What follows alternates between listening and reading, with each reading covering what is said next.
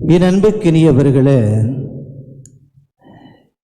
இன்றைய சமுதாயத்தில் நாம் எதை அதிகமாக பார்த்து கொண்டிருக்கின்றோம் என்றால், பண செல்வத்தை வலிமை அடைவதற்காக, என்னுடைய குடும்பத்தை வலிமை செய்வதற்காக, செல்வத்தை பெருக்குவதற்காக நாம் அனைவரும் ஒவ்வொரு நாளும் பாடுபட்டு கொண்டிருக்கின்றோம். என்னுடைய குடும்பம், என்னுடைய வாழ்வு உயர வேண்டும் என்று நினைத்து நாம் அனைவருமே பல்வேறு விதமான சிந்தனைகளோடு ஒவ்வொரு நாளும் எழுந்து இறைவனுடைய ஆசீர்வாதத்தை பெற்றுக்கொண்டு அதற்காக நாம் அனைவரும் உழைத்து கொண்டிருக்கின்றோம். ஆனால் இந்த உழைப்பு நிரந்தரமாக இருக்க போவதில்லை. எது நம்முடைய வாழ்க்கையில் அதிகமாக நாம் அடைய வேண்டும் என்று ஒரு சிந்தனையோடு நம்முடைய வாழ்வையும் நம்முடைய குடும்பத்தையும் மாற்றி அமைத்துக் கொண்டிருக்கின்றோமோ, அது ஒரு சில நாட்கள் தான் நம்முடைய வாழ்க்கையிலும் நம்முடைய வாழ்விலும் நம்முடைய குடும்பத்திலும் இருக்கும். ஆனால் மகிழ்ச்சி அடைவதற்கு நாம் ஒவ்வொரு நாளும் பாடுபட வேண்டும். இன்றைக்கு நாம் நிறைய மக்களுடைய குடும்பத்தில் பார்க்கின்றோம். செல்வத்திற்கு செல்வம், பணத்திற்கு பணம், அவருடைய குடும்பத்தில் எல்லாமே இருக்கின்றது. ஆனால் குடும்பத்தில் அமைதி இல்லை, குடும்பத்திலே பாசம் இல்லை, குடும்பத்திலே நிம்மதி இல்லை, குடும்பத்திலே மகிழ்ச்சி இல்லாமல் எத்தனை குடும்பத்திலே இன்று அவர்கள் தவித்துக் கொண்டிருக்கின்றார்கள். இப்படிப்பட்ட மக்களை பார்த்து என்று ஆண்டவர் சொல்லுகின்ற வார்த்தை, மணமகன் அவர்களோடு இருக்கும் வரை அவர்கள் நோன்பிருக்க வேண்டாம் என்று சொல்லுகின்றார். இறைமகன் இயேசு நம்மோடு இருந்து கொண்டிருக்கின்ற பொழுது ஏன் துக்கத்தில் இருக்க வேண்டும்? ஏன் பயப்பட வேண்டும்? ஏன் கவலையோடு இருக்க வேண்டும்? ஏன் துயரத்திற்கு உள்ளாக வேண்டும்?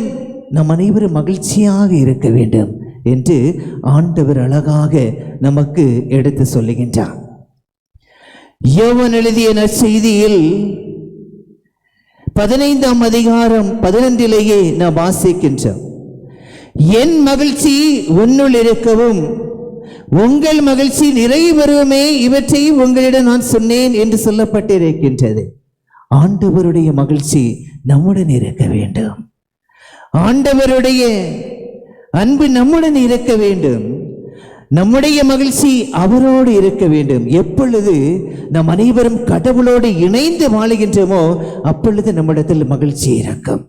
சிந்தித்து பாருங்க, எப்பொழுது நாம் கடவுளுடைய அருகிலே செல்ல செல்ல நாம் அனைவரும் மகிழ்ச்சியை அதிகரித்துக் கொண்டிருக்கின்றோம். அதே தான் ஆண்டவர் எடுத்து சொல்லுகின்றார். அவரை விட்டு நாம் பிரிந்து செல்லுகின்ற பொழுது துக்கத்திற்கு உள்ளாகின்றோம், சோகத்திற்கு உள்ளாகின்றோம். ஆண்டவருக்கு எதிராக நாம் செய்கின்ற செயல்கள் அதிகமாக இருக்கும். அதேதான் ஆண்டவர் நமக்கு அழகாக எடுத்து சொல்லுகின்றார். உன்னுடைய மகிழ்ச்சி என்னுள் இருக்க வேண்டும், என்னுடைய மகிழ்ச்சி உன்னுள் இருக்க வேண்டும். அங்கே இருக்கின்ற அந்த அன்பையும் பாசத்தையும் உறவையும் நாம் பார்க்கின்ற பொழுது மிக அதிகமாக இருக்கின்றது. அதேதான் ஆண்டவர் இன்று நமக்கு தன்னுடைய பிரசன்னத்தின் வழியாக எடுத்து சொல்லுகின்றார். நான் உன்னோடு இருக்கின்ற பொழுது உனக்கு என்ன கவலை? உனக்கு ஏன் இந்த துன்பம்? உனக்கு ஏன் இந்த ஏக்கம்? உனக்கு ஏன் இந்த பிதட்டம்? ஆனால் நம்முடைய வாழ்க்கையில் நோன்பு இருக்கின்ற பொழுது எப்படிப்பட்ட நோன்பில் நான் பங்கெடுக்க வேண்டும் என்று ஆண்டவர் நமக்கு அழகாக எடுத்து சொல்லுகின்றார். நீங்கள் பரிசேயர்களை போன்று இருக்காதீர்கள். அவர்கள் வெளிவிடக்காரர்களாக இருக்கின்றார்கள்.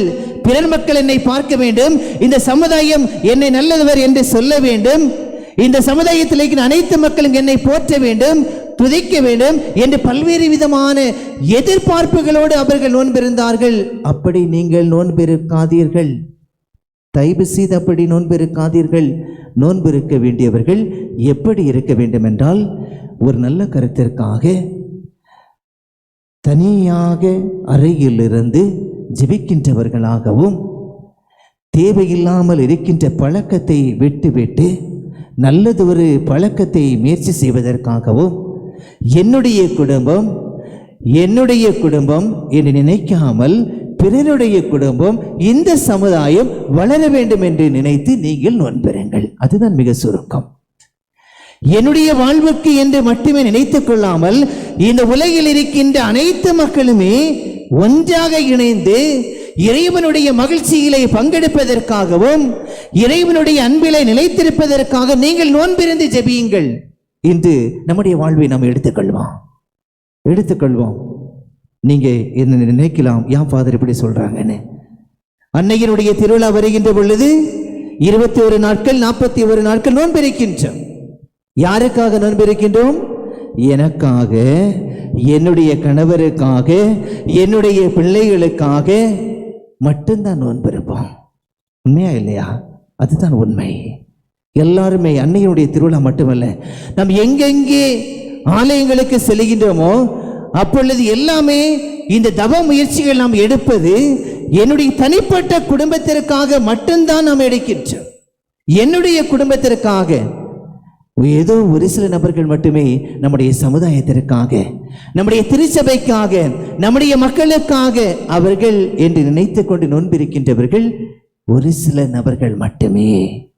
ஆனால் ஆண்டவர் அழகா சொல்றாரு, நீ நோன்பு இருக்கணும்னா உனக்காக மட்டும் நோன்பு இருக்காத, இந்த அகில உலகில் இருக்கின்ற அனைத்து மக்களுக்காக நீ ஜெபிக்க வேண்டும். அதைதான் சொல்லுவார்கள், தந்தையை அடைவதற்காக நோன்பின் வழியாக, தவத்தின் வழியாக, ஜெபத்தின் வழியாக நீ அடைய முடியும். ஆனால் ஆண்டவர் இயேசு கிறிஸ்துவை நீ அடைய வேண்டும் என்றால் அவருடைய காயத்தை நீ சுமக்க வேண்டும். வேற எதுவுமே இல்லை. அவருடைய காயத்தை நீங்களும் நானும் சுமக்க வேண்டும். ஆண்டவருடைய காயம் என்ன? அவர் நமக்காக பாடுபட்டு இருக்கின்றார். அந்த காயத்தை நாம் சுமக்க வேண்டும். பிறருடைய சுமைகளுக்காக நாம் ஜெபிக்க வேண்டும். பிறருடைய கஷ்டத்திற்காக நாம் ஜெபிக்க வேண்டும். பிறருடைய குடும்பம் வளர்வதற்காக ஜெபிக்க வேண்டும். பிறருடைய குடும்பத்தில் மகிழ்ச்சியா இருப்பதற்காக ஜெபிக்க வேண்டும். அதுதான் அவருடைய காயம், அதுதான் அவருடைய பணி. பிரியமானவர்களே, பழைய ஏற்பாட்டு நூலை பார்க்கின்றோம். மோசே இறைவாக்கினர் 10 கட்டளைகளை பெறுவதற்காக 40 நாட்கள் இரவும் பகலும் நோன்பிருந்து ஜெபித்தார் என்று பழைய ஏற்பாட்டில் வாசிக்கிறோம்.